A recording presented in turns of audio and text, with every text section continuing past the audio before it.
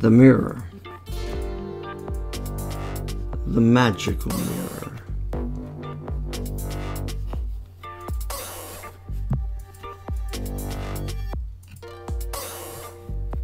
This is where all the magic appears. This is just a Rubik's Cube. It can sometimes be a challenge. If you don't pay attention, you can take forever to resolve it. I can do it just like that. But this isn't that trick. This is about the mirror and how it works. Where do I get my cubes from? Just a reflection? Is that where it happens? Oh no.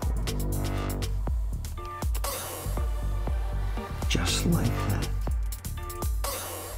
And now I have two.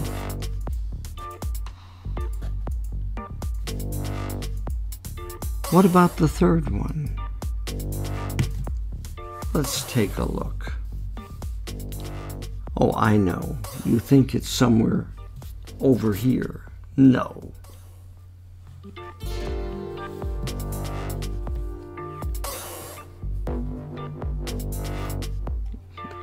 It's right there.